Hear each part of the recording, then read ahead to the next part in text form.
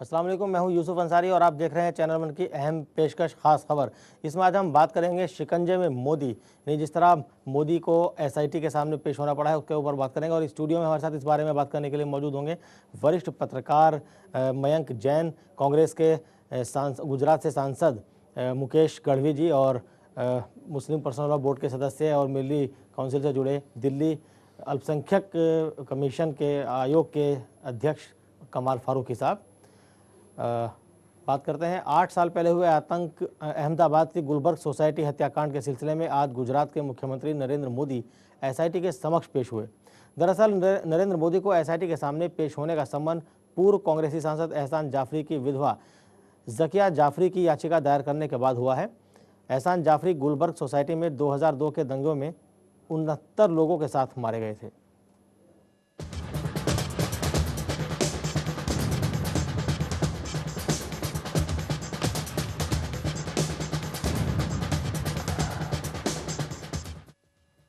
Gulberg society कांड साल 2002 के गुजरात में हुए नरसंहार के दौरान अहमदाबाद में हुए हत्याकांडों में से एक है। इस नरसंहार में कांग्रेस के पूर्व सांसद एहसान जाफरी सहित कई लोग मारे गए थे। सोसाइटी में दंगाइयों ने लोगों पर हमले किए और आग लगा दी थी। इस मामले को लेकर सांसद की विधवा जकिया जाफरी ने नरेंद्र मोदी सहित 62 लोगों के खिलाफ पूछताछ के लिए उच्चतम न्यायालय का दरवाजा खटखटाया, जिसमें गुजरात के कई मंत्री, आईपीएस और आईएएस अधिकारी शामिल हैं। न्यायालय ने जकिया की अपील पर यह मामला एसआईटी को सौंपा है। पूछताछ के लिए गुजरात में हुए नरसंहार के मामलों की जांच कर रही स्पेशल इन्वेस्टिगेटिंग टीम यानी एसआईटी ने आज मोदी से अपने दफ्तर में दोपहर के 12 बजे से शाम के 5:20 तक पूछताछ की। पूछताछ अभी पूरी नहीं हो सकी है, इसलिए आज ही रात के 9 बजे से फिर पूछताछ की जाएगी। पहले चरण की पूछताछ के बाद मोदी ने पत्रकारों से कहा कि मैंने एसआईटी को पूछताछ में पूरा सहयोग दिया है। उन्होंने मुझसे जो कुछ भी पूछा मैंने उन्हें बताया। उनके सवालों के जवाब में मैंने विरोधियों को करारा जवाब दिया है। 22 तारीख को मैं एसआईटी के सामने प्रस्तुत हूं। विस्तार से बातचीत उन्होंने मेरे से की है। उनको जो सवाल पूछने थे मैंने पहले से ही कहा है कि भारत के संविधान, भारत का कानून सुप्रीम है और नागरिक के नाते एवं मुख्यमंत्री के नाते मैं भारत के संविधान से, भारत के कानून से बंधा हुआ हूं। कोई भी व्यक्ति कानून से ऊपर नहीं हो सकता है और आज मेरे व्यवहार ने, मेरे आचरण ने भांति भांति की बातें फैलाने वालों को करारा जवाब दे दिया है। मोदी भले ही कह रहे हों कि मैंने विरोधियों को करारा जवाब दे दिया है, लेकिन एक राज्य का मुखिया होते हुए उन पर इस तरह के इल्जामात लगे और उनसे एसआईटी के बंद कमरे में तकरीबन 5.5 घंटे पूछताछ की गई।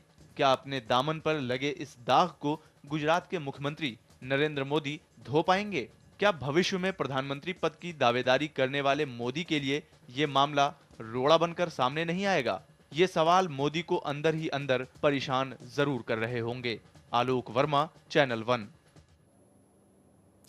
तो नरेंद्र मोदी मुख्यमंत्री पद पर रहते हुए एसआईटी के सामने हाजिर हुए और पूछताछ में सहयोग दिया, जैसा कि उनका कहना है। शायद ये पहला मौका है कि जब कोई मुख्यमंत्री अपने ही राज्य में गठित एसआईटी के सामने हाजिर होकर पूछताछ का सामना कर रहा है। गढ़वी साहब, किस तरह से आप इस पूरे मामले को देखते हैं? मेरे हिसाब से हमारे लिए गुजरात जब आज संकल्प यात्रा लेके निकला है और ये जो दिन हमको देखना पड़ा है वो हमारे लिए शर्मजनक है कि खुद मुख्यमंत्री एसआईटी के सामने जाए। ऐसा इन्होंने कौन सा कृत्य किया था कि इनको ये एसआईटी को सामने खड़ा रहना पड़े? That is very bad for we people and ये हमारे लिए काला दिन होगा। आज का दिन हमारे लिए काला दिन होगा। फारूकी साहब, आप किस तरह से देखते हैं? एक मुख्यमंत्री रहते हुए एसआईटी के सामने शामिल हुए और उन्होंने कहा कि विरोधियों को करारा जवाब दिया है मेरे इस व्यवहार में। जहाँ तक मोदी का ताल्लुक है वो झूठ बोलने में माहिर हैं। अगर आपने गौर किया होगा, अभी 2 दिन पहले भी अखबारात में बाकायदा उनकी तरफ से एक लेख आया था, उनका डिटेल में इंटरव्यू आया था जिसमें उन्होंने कहा था कि मुझे कोई समन नहीं मिला है और ये झूठ है। हम ऐसे कि बिल्कुल उन्होंने जैसे एक मरतबा तो खबर पढ़ने के बाद हम लोग खुद भी अचंभे में पड़ गए थे कि ये क्या बात हो रही है जो इस तरह से कह रहे हैं। तो पहली बात तो ये है कि खुद मुख्यमंत्री का इस तरह से SIT के सामने पेश होना, 5.5 घंटे के बाद अब 9 बजे से फिर दोबारा वो हाजिर होंगे और तकरीबन जैसे हमने सुना है कि 68 क्वेश्चन उनसे पूछे गए हैं, उसमें बहुत सारे सवालात का जवाब देंगे। तो ये बजाते खुद जैसे वो कहते हैं ना कि बेशर्मी की भी इंतहा है कि एक चीफ मिनिस्टर जिसके ऊपर इतना बड़ा इल्ज़ाम लगा हो और उसको बिल्कुल मुलजिम की तरह से बुलाकर और 5.5-6 घंटे तक ग्रिल किया गया हो, फिर दोबारा आप 9:30 बजे उसको बुलाकर ग्रिल किया जाएगा, उसके बाद भी वो बेशर्मी से ढीठ की तरह हंस रहा है। उसको इस बात का बिल्कुल कोई एहसास नहीं है कि अब ये तो खैर कानून मतलब वक्त बताएगा कि वो खुद उसमें डायरेक्टली इन्वॉल्व था मुसलमानों को मारने के अंदर या नहीं, लेकिन उसके दौरे हुकूमत के अंदर 1500 मुसलमानों का कत्लेआम हुआ और मसीह के मुसलमानों की तमाम संपत्ति और उनकी इज्जत आबरू वो सब लूटी। मसीह जो बेचारी जो हमल से जो औरतें थीं उनका पेट चाक करके पेट में से बच्चे निकाल कर मारे गए। जो पार्लियामेंट का एक जो संसद था जो मसीह के वो चिल्ला कर अपनी मदद के लिए बुलाता रहा और 68 भाइयों के साथ में अपने उसको मार दिया, उसको काट दिया और 5.5-6 घंटे तक वो शोर मचाता रहा। बताते खुद ये चीफ मिनिस्टर के लिए, किसी भी चीफ मिनिस्टर के लिए बहुत ही शर्म की बात है। फिर उसके बाद जो ज़किया जाफरी हैं वो बराबर इसके खिलाफ कंप्लेन करती रहीं, पुलिस वाले जवाब नहीं दे रहे हैं, नीचे के कोर्ट जवाब नहीं दे रहे हैं। वहाँ पर जिस तरह का कोर्ट के अंदर पूरे जो लोकल जो कोर्ट्स का जो हशर ख़राब किया था, एक के बाद एक हम ये देख रहे थे कि कोई भी शरीफ आदमी वहाँ जाकर अपने कोर्ट में अपने केसेस को प्लीड नहीं कर पा रहा था, कोई वकील को नहीं लड़ने दे रहे थे। ये एक बिल्कुल मसले पिछले 2002 से लेकर आज तक जो है, ठीक है शायद हो सकता है तरक्की ज़रूर कर रहा हो गुजरात, लेकिन वहाँ माइनॉरिटीज़ का रहना और लॉ एंड ऑर्डर का बिल्कुल पामाल होना जो है ये बजाते खुद हिंदुस्तान के कानून के ऊपर एक ज़बरदस्त धक्का था। और हम ये महसूस करते हैं कि सुप्रीम कोर्ट को अल्टीमेटली बीच में आना पड़ा और आने के बाद उनको SIT को कहना पड़ा कि इसके खिलाफ पूरे जो चार्जेस हैं वो उसको इन्वेस्टिगेट कीजिए। हम ये नहीं मानते, अभी कानून अपना टाइम लेगा, हम अभी ये नहीं कह सकते, किसी जजमेंट पे नहीं पहुंच सकते कि कानून उसको क्या वो देगा नहीं देगा, लेकिन हम ये महसूस करते हैं जितने उनके खिलाफ एविडेंसेस मौजूद हैं और अगर वो कानून की नज़र में मुजरिम हैं तो कानून की नज़र में अगर वो मुजरिम हैं और वाकई इन कत्ल गारतगरी के अंदर उनका हाथ है तो उनको इतनी सख्त सज़ा मिलनी चाहिए, मतलब जैसे आम आदमी को जो सज़ा मिलती है उससे भी इतनी सख्त सज़ा मिलनी चाहिए कि आइंदा आने वाली जो जनरेशन हैं याद रखें कि एक सफाक और जालिम चीफ मिनिस्टर के उसमें उसकी मासूम रियाया का कत्लेआम हुआ था, तो उसको इसी तरह की सज़ा मिलनी चाहिए। साहब बात करते हैं मयंक जैन साहब से। जैन साहब, आप किस नज़र से देखते हैं SIT के सामने एक मुख्यमंत्री का पेश होना किसी ऐसे मामले में जहां पर उन पर आरोप हों कि वो मुख्यमंत्री थे और बतौर मुख्यमंत्री उन्होंने अपना फ़र्ज़ नहीं निभाया, उन्हें फ़ोन किया गया बचाने के लिए, लेकिन उनकी तरफ से ऐसा भी आरोप है कि उन्होंने गालियां दी एहसान जाफरी साहब को और कोई रोकने की कोशिश नहीं की उस वक्त? अगर वो SIT के सामने आए तो जी बहुत ही शर्म की बात है। ऐसा बोल रहे हैं सेकुलरिस्ट, बहुत ही काला दिवस है। और अगर वो आ जाएं, वो नहीं आए तो बोलेंगे कि जी आप आए नहीं, आप भाग रहे हो। तो दोनों तरफ से ये इस तरह की बात हम बार बार देखते हैं। वास्तव में जो NGOs कर रहे हैं और जो मीडिया कर रही है उसका आकलन होने का आज दिन आ गया है। किस तरह से जो मैकेबर किलिंग्स, जिस तरह से SIT की रिपोर्ट में बताया, SIT की जो रिपोर्ट लीक हुई और जो छपी जगह जगह पर, उसमें मालूम पड़ा कि जो विटनेसेस को किस तरह से ट्यूटर किया गया तीस्ता सेतलवाड़ द्वारा, तीस्ता सेतलवाड़ और दूसरे NGOs के द्वारा किस तरह से उनकी ट्रेनिंग की गई, किस तरह से बार बार झूठ बोला गया। और उनकी इच्छा ये रहती है कि कंगारू कोर्ट जो सारी बात उनकी माने, ऐसा कोर्ट अगर नहीं है तो वो कोर्ट गलत है। गुजरात में अगर उनके माफिक डिसीजन नहीं आता है तो वो बाहर ले जाओ, बाहर उनके माफिक नहीं आता है जज को चेंज करो। अभी जज के चेंज करने की बात करते हैं, कभी ये ऑफिसर SIT जो सुप्रीम कोर्ट के द्वारा गठित है, अब बोलते हैं कि ये राघवन को चेंज करो। तो जबकि झूठ किसके पकड़े जाते हैं? झूठ बार बार तीस्ता सेतलवाड़ के पकड़े जाते हैं। मोदी का कौन सा झूठ पकड़ा गया है? गढ़वी साहब, मयंक जैन जी कहते हैं कि झूठ तीस्ता सीतलवाल के पकड़े जाते हैं, मोदी का कौन सा झूठ पकड़ा गया है? आप विपक्ष की पार्टी हैं गुजरात में। देखिए, एक मिनट में बात आपने भाई से बड़े अदब से बात करता हूं कि तीस्ता सीतलवाल को तो हम यहाँ डिस्कस नहीं कर रहे हैं, हम तो डिस्कस कर रहे हैं एक चीफ मिनिस्टर को। हम एक ऐसे चीफ मिनिस्टर को डिस्कस कर रहे हैं जिसके दौरे हुकूमत के अंदर मुसलमानों का कत्लेआम हुआ, उनकी प्रॉपर्टीज़ डिमोलिश हुई, जबकि एक स्टेट उसका धर्म ये था जो हमारे वाजपेयी जी ने यहाँ पर कहा भी था कि भाई वो अपना धर्म निभाएं। वो बदकिस्मती की बात है कि वाजपेयी जी से भी शरीफ आदमी जो है गोवा में जाके उसको पलटना पड़ा और वो सब धर्म भूल गए अपना। एक धर्म निभाने का जो काम था उसकी दौरे हुकूमत के अंदर 1500 मासूम लोगों का कत्लेआम हुआ, 1500 से ज़्यादा मासूम लोगों का कत्लेआम हुआ, वजह कोई भी रही हो। हम इसमें तीस्ता सेतलवाद या एनजीओज का जिक्र नहीं कर रहे हैं, हम तो चीफ मिनिस्टर एसआईटी को छोड़िए, एसआईटी जनाब आली एसआईटी को छोड़िए आप। अरे साहब आप एसआईटी को छोड़िए, की बात नहीं करेंगे साहब, आप उसको मोदी की बात करेंगे नहीं, सिर्फ यहाँ सिर्फ चलेगा नहीं, ये सिर्फ मोदी को डिस्कस करेंगे।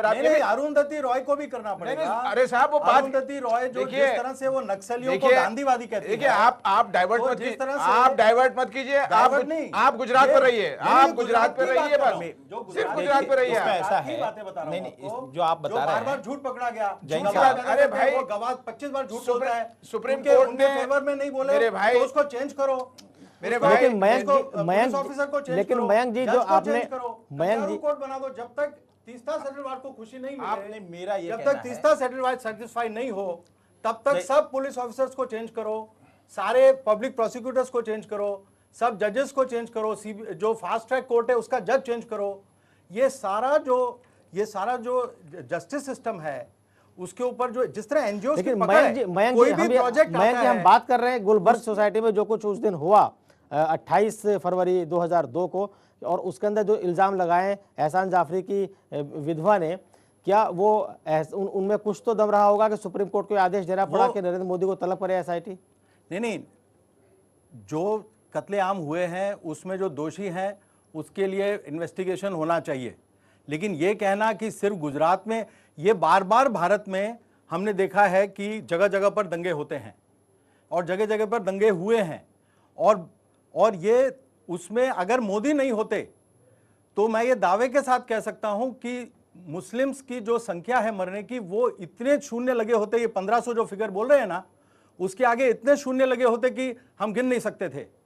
वो लोग जो थे कोशिश तो यही थी उनकी, मोदी साहब की कोशिश तो यही मोदी ने तो बचाए हैं। जी हाँ, उसको पहले मोदी ने तो बचाए उसको हैं, पहले ही दिन ये पता चल गया था, 60,000 पुलिस का बल उसको है, पहले दिन ये पता चल गया था। अरे भाई क्या बात कर रहे हैं, कैसे जालिम आदमी को आप कर रहे हैं, कैसे जालिम आदमी को डिफेंड कर रहे हो यार। जालिम इसलिए कुछ तो गोधरा की ट्रेन में जो मरे उस पे जो आंख में जिसके आंसू आए वो तो जालिम हो गया। वो आपके छोड़ो यार, जिसके आंसू नहीं आए, मोदी की बात करो, 40 औरतों को जिंदा जलाने के बाद जिसके आंखों में आंसू आए वो तो जालिम है, उसका बदला ले रहा हूं। आंखों में आंसू नहीं आए वो जालिम नहीं है। तो उस बगैर ये पहचाने हुए कि उसको एक्सीडेंट था या अंदर से मारे गए थे या बाहर से मारे गए थे, मोदी को वो अंदर से मारे गए। अरे मोदी को भी सब कंगारू अरे बना के, ये कंगारू क्या कर रहे हैं आप? कोर्ट को क्यों, सुप्रीम कोर्ट को आप क्यों डिमोरलाइज कर रहे हैं? सुप्रीम कोर्ट अरे किसको कह रहे हैं? जो सुप्रीम कोर्ट ने कहा है कि ये बात डाइवर्ट कीजिए, तीस्ता को छोड़िए, हम तीस्ता नहीं डिस्कस कर रहे हैं, हम तीस्ता नहीं डिस्कस कर रहे हैं, हम तीस्ता नहीं जिक्र कर रहे हैं। कमाल फारूकी जी और मयंक जी माफी जज होना चाहिए।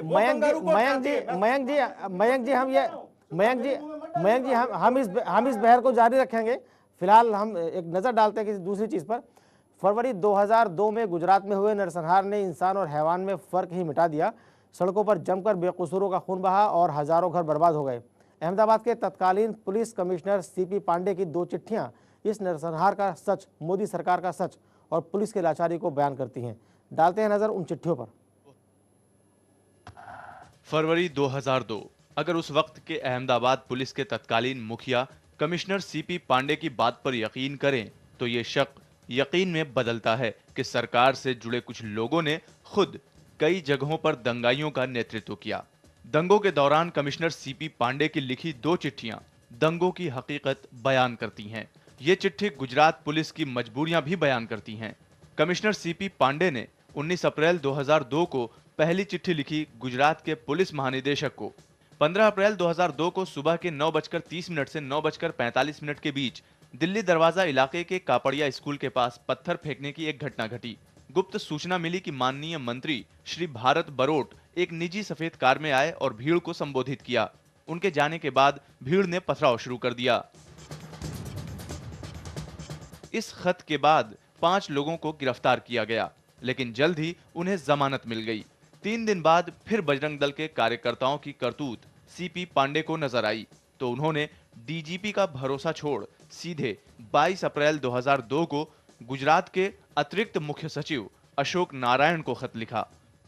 विश्व हिंदू परिषद और बजरंग दल के नेता रक्षा के नाम पर व्यवसायियों से पैसा इकट्ठा कर रहे हैं। जिन इलाकों में अल्पसंख्यक समुदाय की संपत्ति को बर्बाद किया गया, वहां उन्हें दुकानें लगाने नहीं दी जा रही हैं। इन संपत्तियों पर कब्जा जमाने की आशंका से इनकार नहीं किया जा सकता। सुप्रीम कोर्ट के आदेश के बाद गुजरात दंगों की जांच कर रही एसआईटी राज्य की मंत्री माया कोडनानी और वीएचपी नेता जयदीप पटेल को दंगे भड़काने के आरोप में गिरफ्तार कर चुकी है। ऐसे में कमिश्नर सीपी पांडे की चिट्ठी से ये बात एकदम साफ हो जाती है कि दंगा एक सुनियोजित साजिश थी और ये सरकार से जुड़े लोगों की करतूत थी। Bureau report, channel 1। तो ये थे एक पुलिस कमिश्नर की चिट्ठियाँ जो उस वक्त अहमदाबाद में तैनात थे। गढ़वी साहब, अब ये पूरा मामला चल रहा है, एक राजनीतिक दल आप हैं, आप विपक्ष में है गुजरात में, दिल्ली में, केंद्र में आपकी सरकार है, आपकी पार्टी अगुवाई कर रही है। एसआईटी के सामने नरेंद्र मोदी का पेश होने को आप शर्मनाक मानते हैं, कानून मंत्री ने भी आज इसे शर्मनाक बताया है। एक राजनीतिक लड़ाई जो सरकार पार्टी को लड़नी चाहिए, इससे आपको कितनी मजबूती मिली है? और जो गुलबर्ग सोसाइटी का केस है उसमें जकिया जाफरी का केस कितना मजबूत हुआ है? इसमें मेरा ये मानना है कि मजबूत हो, पार्टियां मजबूत हो न हो, उससे कोई लेना देना नहीं है, मगर मानवता मर चुकी है गुजरात में, ये बात पक्की है। मयंक जी, इन चिट्ठियों के बारे में क्या कहेंगे आप, जो उस वक्त लिखी? और पुलिस कमिश्नर, उनकी एक हैसियत होती है, उनकी चिट्ठी को क्या नजरअंदाज किया जा सकता नहीं, है? तो जो भी दोषी हैं, जिन लोगों ने भी कानून को अपने हाथ में लिया, वो दंड के अधिकारी हैं, उनको दंड मिलना चाहिए। इसमें तो कोई भी व्यक्ति जो इस देश में रहता है वो इस बात से नकार नहीं सकता। फारूकी साहब, तो फिर तो कुछ बात ही नहीं। हम तो आपकी बात, बहुत अच्छी बात कर रहे हैं जयंत भाई हमारे। अगर वाकई ये बात है और जो हकीकत बात है, और मसे जादू वो जो सर्चर बोले, हमारे बेचारे मोदी साहब को भी कानून याद आ गया और उन्होंने कहा कि हम मसे के कोई आदमी भी कानून से ऊपर नहीं होता। शायद वो जब वो जिस दिन वो बदकिस्मत शाम थी जब वो गोधरा का ये कांड हुआ था, उसके फौरन बाद उनको ये पता चल गया था कि टेररिस्ट एक्टिविटी है। यानी कि अभी किसी को पता भी नहीं हुआ है क्या नहीं हुआ है, लेकिन उनको पता चल गया। उन्होंने मीटिंग कॉल करी और बाकायदा उस मीटिंग के अंदर सब कुछ तय हुआ। उसके बाद के अगले दिन सारी चीज़ें रहीं। उस दिन से लेकर आज तक वो उसको गौरव की बात मानते हैं, विशाल हो रहा है काम, सब कुछ ठीक हो रहा है। आज पहली मर्तबा उनको उनकी ज़ुबान से सच्चाई सामने आई है और उन्होंने कहा है कि साहब नोबडी इज अबव लॉ। तो हम ये महसूस करते हैं हम अभी मोदी साहब को कोई मुजरिम नहीं बना रहे हैं। अभी वो मुलजिम के उनके ऊपर इल्ज़ामात हैं। हमको पूरी उम्मीद है अपने कानून से, और ये कंगारू कोर्ट की बात कर रहे हैं, उसी कोर्ट से हमको इस बात की उम्मीद है। सुप्रीम कोर्ट ने ही मसले को उनको मोदी साहब के ताल्लुक से जो स्ट्रिक्चर पास किए है वो इंतहाई शर्म की बात थी। अगर कोई वाकई शर्म का आदमी होता डूब मरता जब उसने कहा था कि आप नेहरू की तरह से बंसरी बजा रहे हैं। ये आज की बात नहीं है, बहुत पहले बात की गई थी। हमें पूरी उम्मीद है कि अगर मसले के जिस तरह से केसेस चल रहे हैं और वो सही तरह से चलते रहे तो मोदी साहब के लिए फांसी का फंदा तैयार रहेगा अगर वो कातिल साबित होते हैं। और हमको लगता है कि मसले के कानून जो है वो ज़रूर इस बात का ख्याल करेगा कि मासूम लोग, चाहे वो उसके अंदर ट्रेन्स के अंदर मारे गए थे हमारे हिंदू भाई, या वो मजलूम जो 1500 लोग जो हैं वो सड़कों पर और घरों पर और जिंदा काट दिए गए थे और जला दिए गए थे, इन दोनों के जो कातिल हैं और इन दोनों के जो साजिश करने वाले हैं वो कैफरे किरदार को पहुंचेंगे और कोर्ट में बाकायदा डिसीजन होगा। और आने वाली नस्लें याद करेंगी कि कोई भी जो चीफ मिनिस्टर जो है या कोई भी मसले के बदबख्त आदमी जो है इस तरह की हरकत ना करे कि हमारे हिंदुस्तान की जो सेक्युलरिज्म और उसके अंदर सबको साथ मिलजुल कर रहने वाला जो तरीका है उसको टूटने ना पाए। और ये भी मैं आपको कहूँगा कि इत्तफाक की बात यह है कि ये दिन बहुत तेज़ी से तब्दील हो रहे हैं। हमने कल ही देखा कि अडवाणी साहब जो कल तक मसले के बहुत ही गौरव से घूमते फिरते रहते थे, फिर दोबारा एक मरतबा लबरान कमीशन के सामने, और कल उन्हीं की जो सिक्योरिटी ऑफिसर थी, आईपीएस ऑफिसर गुप्ता, उसने जिस तरह का स्टेटमेंट दिया है, ये दोनों चीजें अगर मिलाकर रखी जाए और कल्याण सिंह का मौसे के वो रिकॉर्ड देखा जाए जिसमें उसने सुप्रीम कोर्ट के अंदर एफिडेविट दिया था, तो हमको ये बात साबित हो जाती है कि कुछ दिनों बाद शायद हम लोगों को ये डिमांड करने में, मैं किसी पॉलिटिकल पार्टी का नहीं हूं, लेकिन शायद मौसे के हमको इलेक्शन कमीशन ने ये डिमांड करने का हक हो जाएगा कि बीजेपी जैसी जमात जिसके डिप्टी प्राइम मिनिस्टर और होम मिनिस्टर और जिसके 2 चीफ मिनिस्टर जो हैं कानून की धज्जियां बिखेर देते हैं, क्या ऐसी पार्टी को एग्जिस्टेंस में रहने का हक पहुंचता है? क्या उसको पॉलिटिकल पार्टी के रूप में हमको तस्लीम करते रहना चाहिए, या ऐसी तमाम पार्टीज को? गढ़वी साहब क्या कहेंगे फारूकी साहब की इस बात पर? आप राजनीतिक दल एक हैं, राजनीतिक दल के सदस्य हैं, सांसद हैं। की जो बात है उसको मैं समर्थन दे रहा हूं, इसलिए दे रहा हूं कि गुजरात में जो महात्मा गांधी जहां से पैदा हुए हैं, सरदार वल्लभ भाई पटेल जहां से पैदा हुए हैं, और पूरे विश्व को अहिंसा का मार्ग बता के उन्होंने एक ऐसा वातावरण खड़ा किया है, उनकी वहां जन्मभूमि है, और वहां पर अगर ये एपिसोड, इस प्रकार का एपिसोड होता है तो हमारे लिए बहुत शर्मजनक बात है। ये हम गुजरात के जो लोग हैं, प्रजा है हमारी, वो हर हमेशा ये सोचती रहती है कि शांति से अपना जीवन निकालें, प्रोग्रेस करें, न किसी को डिस्टर्ब करें, और हो सके उतनी विश्व की और देश की सेवा करें। उस बात को लेके वहाँ राजनीतिक पार्टियां उभरती है, और उसमें अगर मान लो ऐसा कोई कलंक सी बात आ जाती है तो गुजरात कभी किसी को माफ नहीं करता है। अच्छा गढ़वी साहब, एक बात बताइए कि गुजरात सरकार में है एसआईटी है, वहाँ के मुख्यमंत्री नरेंद्र मोदी हैं, वो आज उसमें जांच के लिए, पूछताछ के लिए वहाँ पर शामिल हुए, हिस्सा उन्होंने लिया पूछताछ में, और ये भी कहा कि सहयोग कर रहे हैं। आपको भरोसा है कि गुजरात में ही वो एसआईटी जिसमें मुख्यमंत्री नरेंद्र मोदी है, उनके रहते निष्पक्ष जांच कर पाएगी? हाँ जी, उसमें ऐसा है कि स्पेशल इन्वेस्टिगेशन टीम जो है, जिसको सुप्रीम कोर्ट ने दर्जा दिया है, और उसको रिपोर्ट सुप्रीम कोर्ट को करना है, और हिंदुस्तान के कानून इसी प्रकार से बंधे हुए हैं कि उसमें से कोई दोषी व्यक्ति निकल नहीं सकता है और निर्दोष व्यक्ति फंस नहीं सकता है। इसलिए हमें पूरा विश्वास है कि जो भी इन्वेस्टिगेशन टीम इन्वेस्टिगेट करेगी, उसको सुप्रीम कोर्ट के हिसाब से उसको पूरा न्याय मिलेगा। लेकिन एसआईटी के जो चीफ हैं आज वो पूछताछ में शामिल नहीं हुए, ऐसी खबर थी दिन में। हाँ, तो इससे क्या फर्क पड़ता है यूसुफ भाई? इससे फर्क नहीं पड़ता हम, क्योंकि देखिए इसमें एक बात बहुत अहम है कि ये पहली मर्तबा ऐसा हो रहा है कि सुप्रीम कोर्ट ने डायरेक्ट इंटरवीन किया है, और वो जो एसआईटी जो है वो अब किसी को रिस्पॉन्स नहीं करेगी। असल में जो अब आंसरेबल है ऑनरेबल सुप्रीम कोर्ट को है, सुप्रीम कोर्ट को उनको जवाब देना पड़ेगा। राघवन एक ऑफिसर जरूर हैं, हम किसी के ऊपर कोई शुबा नहीं कर रहे हैं, लेकिन जो उनको जितने भी उन्होंने क्वेश्चंस पूछे हैं, उस क्वेश्चंस का बाकायदा उनको ब्यौरा देना पड़ेगा सुप्रीम कोर्ट को, और सुप्रीम कोर्ट अगर चाहेगी फिर दोबारा उनको आदेश करेगी कि इसमें क्या क्या चीज़ और पूछनी। इस मसले पर हम बातचीत जारी रखेंगे, लेकिन फिलहाल वक्त हो चला है ब्रेक का। ब्रेक के बाद फौरन हाजिर होते हैं और बात करेंगे शिकंजे में मोदी पर।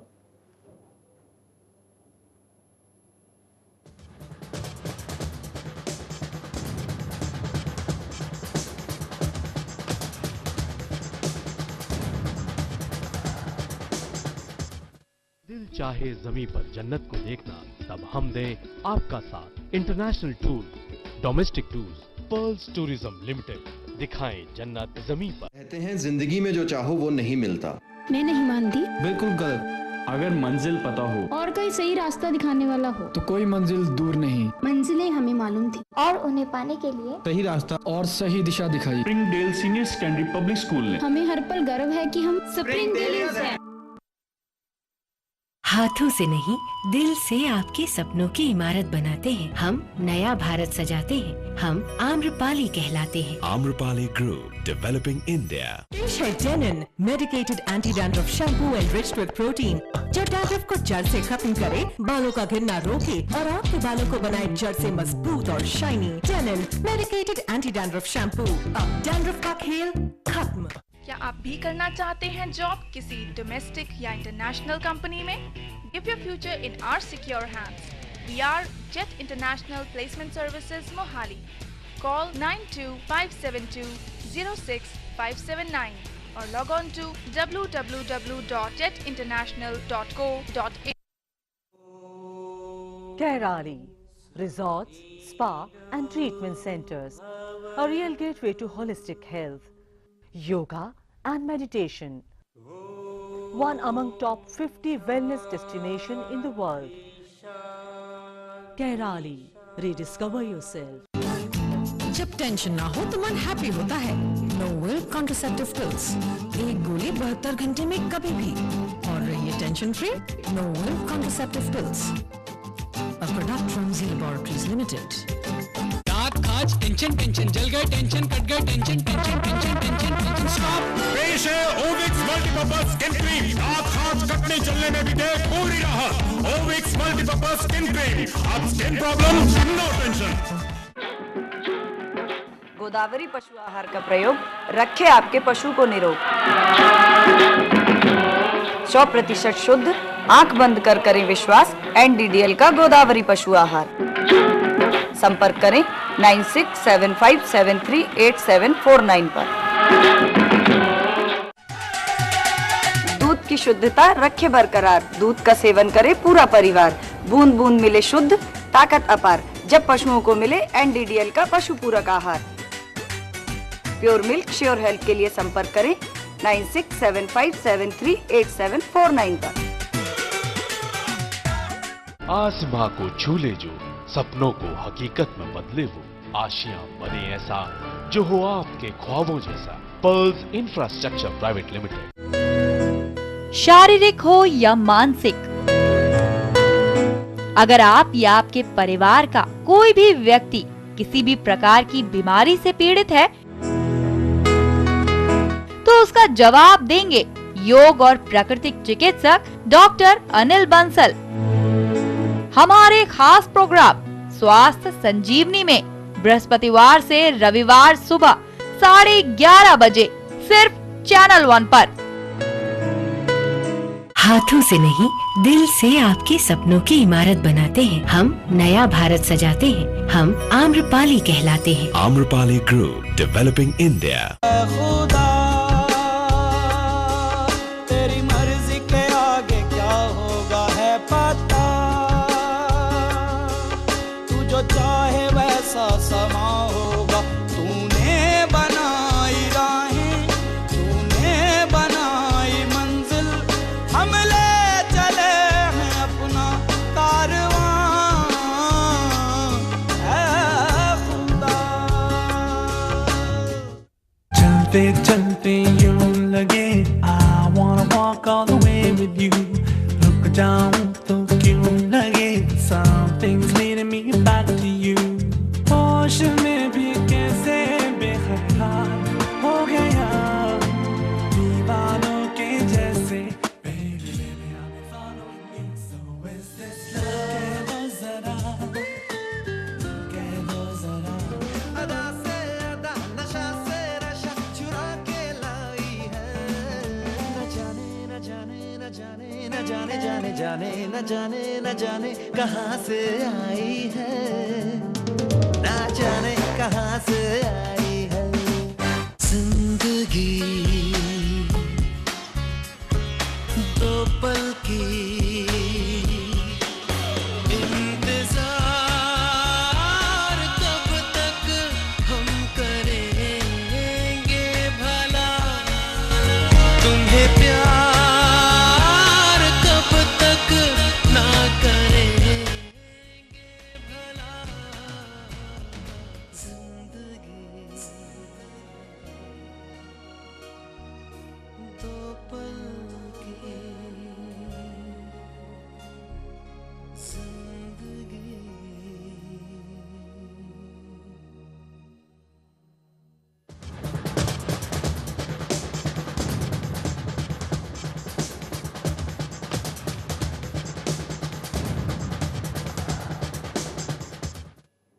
ब्रेक से लौटने के बाद चैनल 1 की खास पेशकश खास खबर में आपका एक बार फिर स्वागत है। हम बात कर रहे हैं शिकंजे में मोदी पर। फरवरी 2002 में गोधरा कांड ने पूरे देश को झंझोड़ कर रख दिया। गुजरात में इसके बाद खून की होली खेली गई। ये एक ऐसी घटना है जिसने हिंदुस्तान के माथे पर एक बदनुमा दाग लगा दिया। आइए गोधरा कांड और उससे जुड़ी घटनाओं पर एक नजर डालते हैं। विश्व हिंदू परिषद ने 15 मार्च से राम मंदिर निर्माण कार्य शुरू करने की घोषणा की। सैकड़ों कार्यकर्ता अयोध्या में इकट्ठा हुए। अयोध्या से लौट रहे कार्यकर्ता जिस रेलगाड़ी में सफर कर रहे थे उस पर गोधरा में हुए हमले में 58 कार्यकर्ता मारे गए। मोदी सरकार ने नानावती कमीशन गठित किया। इस कमीशन ने अपनी रिपोर्ट के पहले हिस्से में नरेंद्र मोदी को एक तरह से क्लीन चिट दे दी। इस रिपोर्ट में कहा गया कि गोधरा कांड वहां के लोकल लोगों की साजिश थी, जिसमें मौलाना उमर, रज़ाक कुरकुर और सलीम पनवाला शामिल थे, जबकि यूसी बनर्जी कमेटी की रिपोर्ट इसके बिल्कुल उलट थी। बनर्जी कमेटी ने अपनी रिपोर्ट में कहा कि ट्रेन जलाना एक सोची समझी साजिश थी, जिसका निशाना कार सेवक थे, ताकि वहां के अमनो चैन को खत्म किया जा सके। नानावती आयोग ने अपनी रिपोर्ट में मोदी और उनकी सरकार को मासूम बताते हुए कहा कि गोधरा कांड के बाद हुए गुजरात में नरसंहार में मोदी और उनकी सरकार का कोई हाथ नहीं था। नानावती कमीशन ने अपनी रिपोर्ट में कहा कि ट्रेन में आग बाहर से लगाई गई थी, ट्रेन के अंदर लोगों की मौत जलने से हुई थी और रेलवे स्टेशन पर दंगाइयों की भीड़ थी, जबकि ट्रेन के डब्बे बाहर से बंद कर दिए गए थे। वहीं बनर्जी कमेटी ने अपनी रिपोर्ट में कहा कि आग आकस्मिक लगी थी, आग अंदर से लगी थी, आग लगने में किसी बाहरी का हाथ नहीं था। ट्रेन के अंदर लोगों की मौत घुटन और आग के जहरीलेपन की वजह से हुई थी। रेलवे स्टेशन पर किसी तरह की भीड़ नहीं थी, वहां पर सिर्फ कुछ लोग थे और ट्रेन के डिब्बे बाहर से लॉक नहीं किए गए थे। Bureau report, channel 1। तो गोधरा कांड एक, रिपोर्ट 2, अलग अलग रिपोर्ट अलग अलग संस्थाओं ने बनाई, उसकी अलग अलग रिपोर्ट आई, अलग अलग सच, गोधरा के अलग अलग सच हैं। और अब नरेंद्र मोदी पेश हुए हैं एसआईटी के सामने गुलबर्ग सोसाइटी वाले मामले में। तो मयंक जी, आपसे बात करेंगे कि इस तरह नरेंद्र मोदी से जो भी पूछताछ हुई है उसका तो बाद में पता चल पाएगा कि क्या उन्होंने जवाब दिए हैं और कितना पुख्ता वो केस हुआ है। लेकिन जिस तरह ज़किया जाफरी ने इस केस को लड़ा और सुप्रीम कोर्ट तक आई, खटखटाया दरवाज़ा और ये कहना पड़ा कि महिला की हिम्मत की दाद देनी पड़ेगी। इसमें तो जो सुप्रीम कोर्ट है वो इस देश में जो इंस्टीट्यूशंस हैं वो तो अपना काम कर ही रही हैं और एनजीओज भी अपना काम कर रहे हैं और इंडिविजुअल्स जो अफेक्टेड हैं वो भी अपना काम कर रहे हैं और वो अपनी लड़ाई अपनी तरह से सब लोग लड़ रहे हैं। लेकिन जिस तरह से बात उठ रही है, जैसे अभी फारूकी साहब ने भी कहा कि भाई एक नरेंद्र मोदी मुख्यमंत्री पद पर बैठे हुए हैं, उन्होंने एसआईटी ने उन्हें बुलाया, पूछताछ की है, तो कहीं ना कहीं कि ये तो आता है कि भाई एक मुख्यमंत्री हैं, स्टेट के पूरी कमान उनके हाथ में है और एक क्रिमिनल केस में इस तरह पूछताछ में शामिल होना, आपको लगता नहीं कि पद छोड़कर ही करना चाहिए? उमा भारती का मामला आया था, एफआईआर दर्ज हुई थी, हुबली वाले मामले में उन्हें पद छोड़ना पड़ा था, लेकिन यहाँ ये पैरामीटर क्यों नहीं है? मेरे जहन में एक दूसरी बात आती है। मेरे जहन में ये बात आती है कि कश्मीर से जब 4 लाख पंडितों का, हिंदू पंडितों का पलायन हुआ, तब क्यों भी कोई जू नहीं रहेंगी किसी के ऊपर, कोई किसी के पेट में दर्द नहीं हुआ। 4 लाख लोगों को वैली से बाहर निकाल दिया, एक भी, क्या वहाँ पे कोई हेड नहीं था उस वक्त? क्या वहाँ पर कोई पुलिस के लोग नहीं थे? क्या यहाँ पे सेंटर में कोई लोग रिस्पॉन्सिबल नहीं थे? क्या उनके साथ जो हुआ और उनको भागना पड़ा, पलायन करना पड़ा, उससे ज़्यादा बड़ी घटना हुई है क्या? 4 लाख लोगों को पलायन करना पड़ा। सिखों के साथ जो हुआ उसमें क्या हो गया? सिखों के साथ जो अत्याचार हुए, तो केवल एक ही चश्मे से देखना हर चीज को, वो भी ठीक नहीं है। गढ़वी साहब जी, एक ही चश्मे से देखना ठीक नहीं है। उन्होंने गुजरात सिखों के खिलाफ जो दंगे हुए उसका मसला उठाया, कश्मीर से पलायन का मसला उठाया, और जब कश्मीर से पलायन हो रहा था उस वक्त आप ही सत्ता में थे केंद्र में।